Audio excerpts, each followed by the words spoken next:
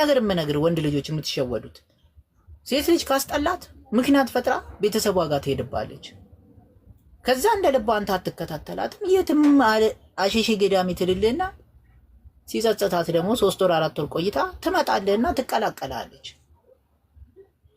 ይታይ እንግዲህ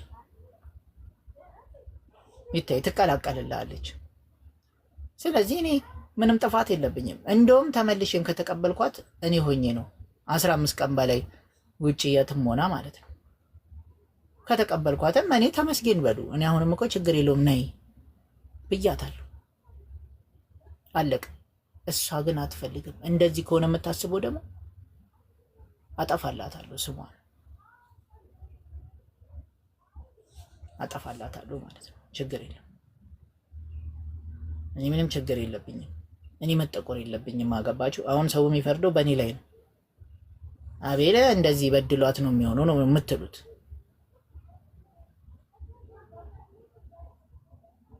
ስለዚህ አሁን የመጨረሻ ዛሬና ነገ ሰጥቼሻለሁ በሁለት ቀን ውስጥ ካልተመለሽ እንደውም ቪዲዮ ሰራለሁ በኋላ በሁለት ቀን ውስጥ ወደ ቤትሽ ካልተመለስሽ ጥፋተኛዋ ራስሽ ነሽ ብዬ እሰራለሁ ልጆች አሉሽ አርፈሽ ትቀመጫለሽ በሁለት ቀን ውስጥ ካልተመለሽ ጥፋተኛዋ ራሷ እንደሆነች እንድታውቁ ፈልጋለሁ በሁለት ቀን ውስጥ ዛሬ ቅዳሜ ነው ነገ እሑድ ነው ቅዳሜና እሑድን ካልመጣች ማርያምን ነው መላችሁ እኔ ከሌላ ሴት ጋር ነው የምጀምረው ቀጥታ ማለት ነው ይሄን ቪዲዮ ሰራለሁ እንዳረሰው እንጂ ቀጥታ ሁለት ቀን ሰጥቻታለሁ ሁለት ቀን ሳትበደል ስለወጣች ሁለት ቀን ሰጥቻታለሁ 2 days only 2 days ማርያምን ነው መላችሁ ከዛ በኋላ ግን ከሌላ ጋር ጀምሬ ላይፍ ልበጠበጠኝ ከመጣች እውነቴን ነው መላችሁ አንቴኗን ቆርጬ የምታወራው ሰው አለ የሆነ ከጀርባ የሚገፋፋ ሰው አለ ስለዚህ ነው ውሳኔ ምንድነው ወደ ቤቷ ትመለስ የሚል ውሳኔ ወስኛለሁ በዚህች ሁለት ቀን ውስጥ ካልተመለሰች ግን እኔ እንዳታዝኑብኝ ጥፋቱ የራሷ ነው የፈለገችው ነገር አለ በውጪ ማለት ነው በቃ የፈለገችው ነገር አለ ማለት ነው ስለዚህ እኔ ደግሞ አንዴ ደግሞ እንትን ካልኩኝ አልኩኝ ነው ከፈተው ፈተው ነው እየዬ በተል እኔ አልመለስም ይሄንም ያህል ያለ ምንም ምክንያትሽ ምንድነው ይሄ ላይፍ አይገባኝም ትላለች እኔ ምላችሁ አሰላሙ አለይኩም ወራህመቱላሂ ወበረካቱ እንዴት ናችሁ ሰላም ናችሁ ሁሉ መልካም ሁሉ ሰላም እኔ ጋር ሁሉም ሰላም ነው አልহামዱሊላህ በዚሁ አጋጣሚ ሴት ሆነሽ ለሴት እንደዚህ እንትን ማለትሽ በጣም ይደብራል እህቴ ማለት ነው በሁለተኛ ደረጃ ደግሞ አንተ ጊፍት የሚሰጣ ወንድ ዲያስፖሮች ለሴት ነው ጊፍት የሚሰጡት ምናምን ብለ ታወራለህ ሲጀመር ሚስትህን ለምን ሶሻል ሚዲያ ላይ ታወጣታለህ አንተ ካልፈለክ ሚስትህን ለምን ሶሻል ሚዲያ ታወጣታለህ ሁለተኛ ደግሞ ችጋራ ማልክ አንተም እኮ ከክንስታክ ነበር እኔ አንዳንዴ የማይባል ነገር ስትናገሩ በጣም ትገርሙኛላችሁ የኢትዮጵያ ቲክታከሮች ማለት ነውና ብቻ ለማንኛውም ልቦና ይስጥ እሷ ግን ላንተ ያኒ በቃ ማለት ያንተን የተቆራረጠ ሳይና የሷን የተቆራረጠ ሳይ እሷ ላንተ ክብር አላት አንተ ግን ክብር የሚባል ነገር አልፈጠረብህም አስተውሎ ወንድሜ ገባህ አይደለ ሴት ያሉት ሁሉ ሴት አይደለም ወንድ ያሉት ሁሉ ወንድ አይደለም አስተውል አንዳንዴ የሆነ አለ አይደለ 1 ሚሊዮን ስለተከተለህ ብቻ ጭንቅላት ዝጋ ይሁን ትዳርህን አክብር ሚስጥር አወጣለሁ ምንድነው የምን ሚስጥር ነው የምታወጣው ረሰው የት እየሄደ ነው በአላህ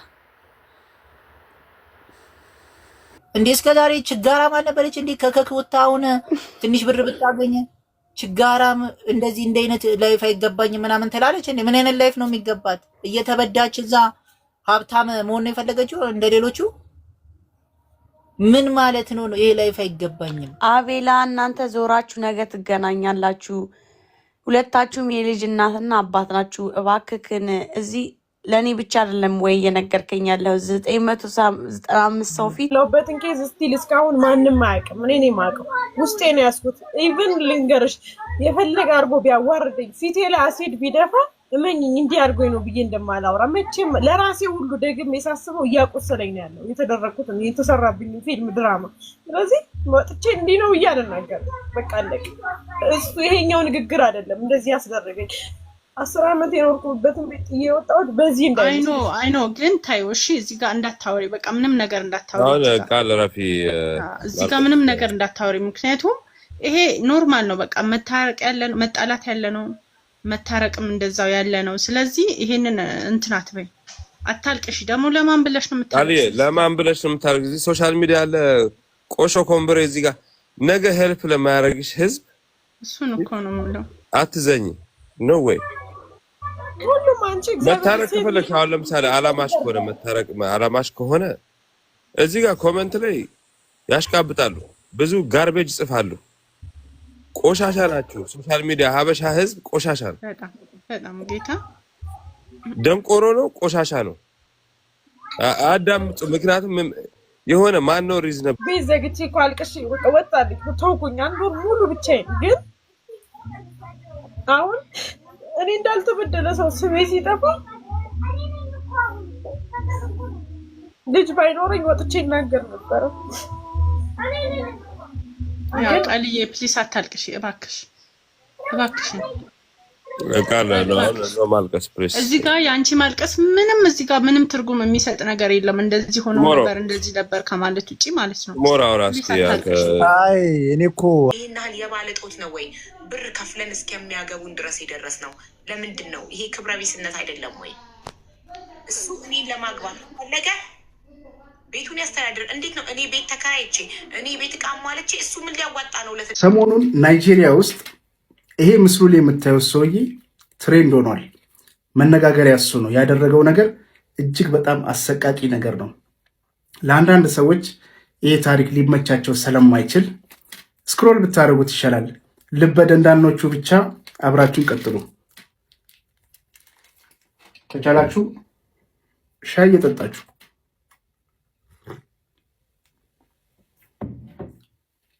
ይሄ ሰው ባህላዊ ሐኪም ነው።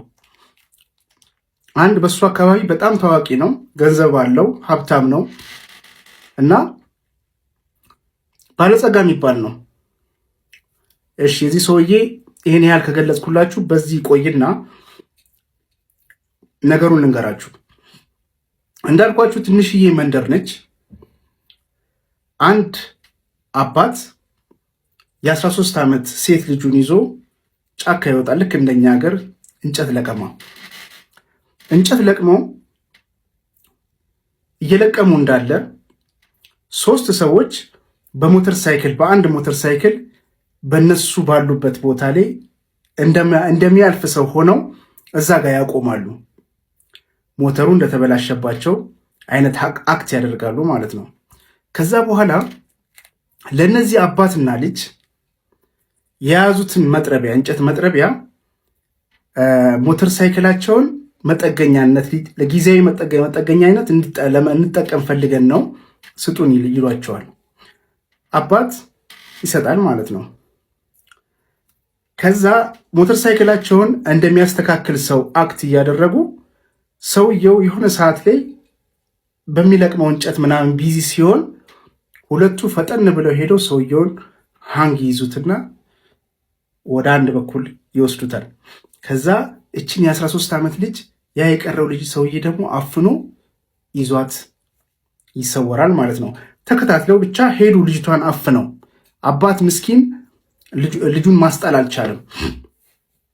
ከዛ በኋላ የሆነ ወደ ጫካማ ቦታ ዋሻ ነገር ውስጥ ይዘዋት ይሄዳሉ። እዛ ምን ያደርጓታል? እቺ ልጅ ልክ ይሄ ከፈን የለም ሰው የሚቀበርበት ከፈን፣ በሱ ይጠቀልሏታል። እየተወራጨች ምናምን ማለት ነው። እና አሁን ወደ ፍሬ ሀሳቡ ስንመጣ ያ የሀገር ባህል መድኃኒት ዶክተር የባዕድ አምልኮ አምላኪ ነው። የሚገርመው ነገር እና ሰውየው የሆነ በቃ ለሴጣን ለሆነ ነገር ምናምን የሰው ልጅ የሚገብር አይነት ሰው ነው። አስባችሁታል? በዚህ ዘመን እና እነዚህ ሶስት ሰዎች በሞተር የተላኩት የዚህን ሰውዬ ሚሽን ሊፈጽሙ ነው። ከዛ እቺ ልጅ እዛ ጫካማ ዋሻ ቦታ ላይ አጠገባቸው ደግሞ የሆነ ጉድጓድ ነገር ለሰው መቅበሪያ የሚመስል ነገር ቆፍረዋል። ልጅቷን በከፈን ይጠቀልሏታል። ልጅቷ ትጮዋለች፣ እሪ ትላለች። በአጋጣሚ ሆኖ እዛ አካባቢ ሚሊሻዎች ነበሩ። ልክ እንደኛ ገር ሚሊሻ ያው ዜናው ወታደሮች ይላል። እርግጠኛ ነኝ ጫካ ውስጥ ብዙ ጊዜ ሚሊሻዎች ነው የሚኖሩት እና ሚሊሻዎች ድንገት የዚችን ልጅ ድምፅ ጫካ ውስጥ ይሰማሉ እና ድምፅ ተከትለው ሲሄዱ እነዚህ 3 ሰዎች እች የምታክል ልጅ እንደ በከፈን ጠቅልለዋት ምናምን በቃ ምን ሊያደርጓት እንደሆነ ራሱ አይታወቅም። ገለው ሊቀብሯት ነው ወይስ ለዛ ለባህላዊ ሐኪም ለሴጣን ግብር ሊወስዷት ነው? የታወቀ ነገር የለም። ይያዛሉ ማለት ነው። ከተያዙ በኋላ ያው ይናገራሉ ሁሉ ነገር ከሌ ነው በቃ ያዘዘን። ደግሞ ሰውዬ ይታወቃል። እነዚህ የያዟቸው ሚሊሻዎች 2 ናቸው።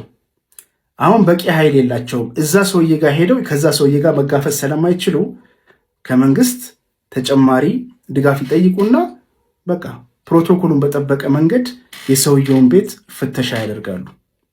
እዛን ጊዜ ነው ጉድ ሁሉ የወጣው ማለት ነው። ሰውየው ቤት አለው፣ ቪላ አለው ምናምን።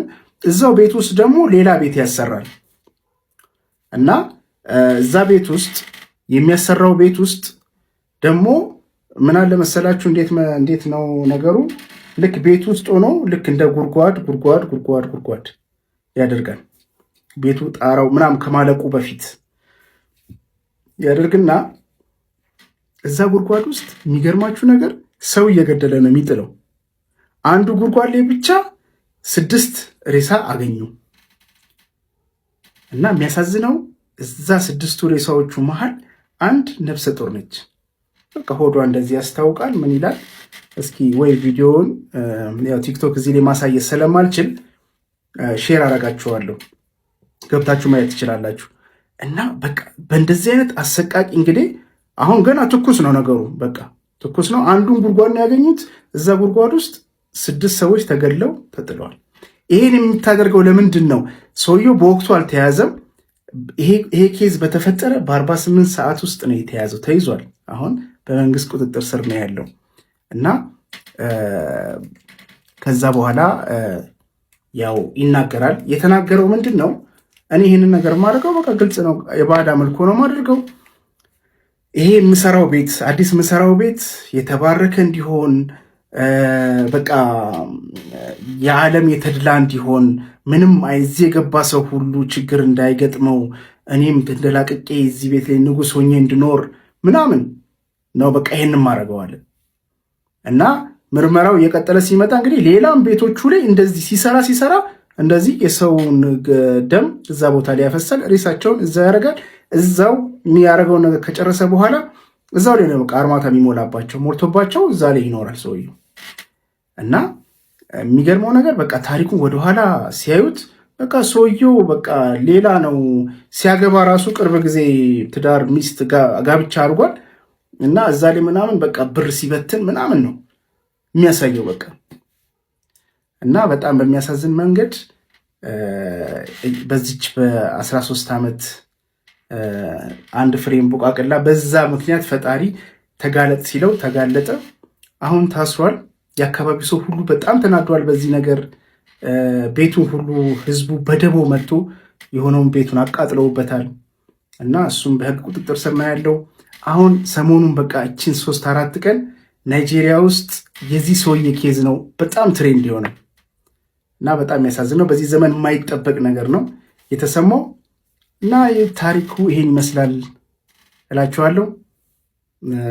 ስለ ክትትላችሁ በጣም አመሰግናለሁ። ደህና ሁኑልኝ። ቻው። ለአንድ እህታችን ያ ሁላ ነገር ተደርጎ ዛሬና ነገ መግባቷን እየጓጓን ዱዓ እያረግን እየጠበቀን ያለ ነው። ሌላ እስካሁን እየተሰደብንበት ያለ ነው ጉዳይ አለ። እስካሁን ቀጥታ ብሩ እናትና አባትየው ወንድምየው ላይ የገባ ብር አላህ ምስክር ነው። እዚህ ላይ 2 ወር ሙሉ ነው ቁጭ ብለን ገንዘብ የሰበሰብ ነው ከወንድሞቻችን ጋር ከእህቶች ጋር ሆነን 2 ወር ሙሉ ማለት ቀላል አይደለም። ለ8 ሰዓት ለ9 ሰዓት ቁጭ ብለን ያ ቀጥታ የገባው ብሩ እናትየው አባትየው ወንድም እና በሌላ ኑር ሰው የተነሳ እኮ ሰው የጠየቀው ለምንድን ነው መልስ የማትሰጡት ነው። በሌላ ነርሰቦ ኦፍ ኮርስ ሁሉም ሰው የኢትዮጵያ ህዝብ ያዋጣ ሁሉ እየጠየቀ ነው። ለምን ካላችሁ እናንተ እኮ የዛኔ ገንዘቡ ከተከፈለ ተሎ ትወጣለች ብላችሁ ነበር። አሁን አልወጣችም። እናንተ መልስ እየሰጣችሁ አይደለም። ሰው የጠየቃችሁ ከመሬት ተነስቶ አይደለም፣ ስላዋጣ ነው እውነት ለመናገር እና የሰውን መመለስ ደግሞ ግዴታችሁ ነው። የዛኔ ልክ ፋሲካ ኢቲዩ አንዳንድ ነገር እናንተን የሚነካ ነገር ስትናገር እንዴት ነው ከታች ከላይ ያላችሁት? ውስጣችሁን አላህ ነው የሚያውቀው። በላችሁ አልበላችሁ አይዶን ነው። ግን ልጅቱ ለምን አልወጣችም? ለምን አላስወጣችኋትም? የዛኔ እኮ ፈክራችሁ ነበር። ተሎ ትወጣለች፣ ተሎ እንደዚህ ትያለች፣ ተሎ ብላችሁ ነበር። ሰው ደግሞ ቢጠይቃችሁ ደግሞ አግባብ አለው ብዬ ነው የማስበው። ለምን ካላችሁ አውጥቷል። የመዳም ቅመሞች በተለይ ወላሂ ለሌላ ኑር ሰበ ዋጋ ከፍለዋል። ስለዚህ ሰው ሲጠይቃችሁ ለምን እንደምትናደዱት ለምን እንዴ? እና ለማንኛውም ሰላም አለይኩም ላይ ነው። ግን በዚህ እንኳን ዛሬ ላይ እየተባለ ያለውን ታውቃላችሁ። ስለዚህ እንደዚህ አይነት ነገር ውስጥ እኔ እጄን አይዶን ኢንቮልቭ አቅም የሚችለውን ግን እኔ ሰፖርት አደርጋለሁ። ባረከላህ ፊኩም። ይሄንን ነው ማለት የምፈልገው። ሰላም አለይኩም ዶክተር፣ ሌሎቻችሁም ሁላችሁ እህቶች ወንድሞች፣ ይሄን ደግሞ እየሰማችሁ ያላችሁ አሁንም ወደ ጣሊያን ለመሄድ እየተነሳችሁ ያላችሁ በሊቢያ በሱዳን በኩል ነው የሚሄደው። እንደዚህ እያለቀሱ እየሰማችሁ ነው። እህቶቻችሁን ወንድሞቻችሁን እራሳችሁን ቆጥቡ ከዚህ ውስጥ ዱዓ ደግሞ አድርጉላቸው። ያለነው ዙል ሕጃ ላይ ነው። ጾም ላይ ያላችሁ ዱዓ አድርጉላቸው። አላሁ ረቡል ኢዛ በማውጫው ከዛ እንዲያወጣቸው። አየ ሰላም አለይኩም ዶክተር። ጥሩ ማብራሪያ ነው የሰጠሽው። በእውነት በጣም ግልጽ ያለ ማብራሪያ ነው የሰጠሽው። እኔም እንዳንቺው ነኝ። ያው ባለን አቅም እንተባበራቸዋለን፣ በግላችን ማለት ነው። ባሉበት ቦታ ሂደን እዛ ኢንሻአላህ እንሳተፋለን። ወንድሞቻችን ናቸው። አላህ ነው የፈረደባቸው። አላህ ከዚህ ጭንቅ ይገላግላቸው። አንቺ እንዳልሽ ያ ለመሰብሰብ ብዙ እኛ ላይ የሚፈጥረው ብዙ ችግሮች አሉ። አንደኛ እነዚህ ሰዎች ታህሪብ ነው የሄዱት። ታህሪብ ህገወጥ ነው። አትጃር ምን ስም አለው ራሱ በአለም አቀፍ አሁን በስምምነት በዩኤን አሁን የወጣ ህግ አለ። ሂውማን ትራፊኪንግ ይባላል። ሂውማን ትራፊኪንግ እና ይሄ በጣም በህግ ትጠየቃለሽ። እኔ ብሰበስብ እዚህ ጋር ቁጭ ብዬ እኔ ብሰበስብ ባለሁበት ሀገር ህግ ያስጠይቀኛል። ይኸውልሽ ድሮ ታስታውሺ እንደሆነ እንደው በትምህርት ስንማር ኢዝሌፍ ትሪድ ምናምን የሚባሉ እንደዚህ ታስሮ እንደዛ ነው። የኢትጃር አልበሸር ይሉታል አረቦች። የሰዎች ንግድ ማለት ነው። ሰው መሸጥ እንደዛ ነው እና ቅጣቱ በጣም ከባድ ነው። በጣም ከባድ ነው እና እኛ ያለንበት እንረዳቸዋለን። እዚህ ግን አምጥተን እንትን ለማድረግ እኔ ያለሁበት ሀገር ላይ በጣም ይሄን ሪስክ አልወስድም። በጣም ከባድ ነው እና ይቅርታ የዓለም አቀፍ ህግ ስለሆነ ነው።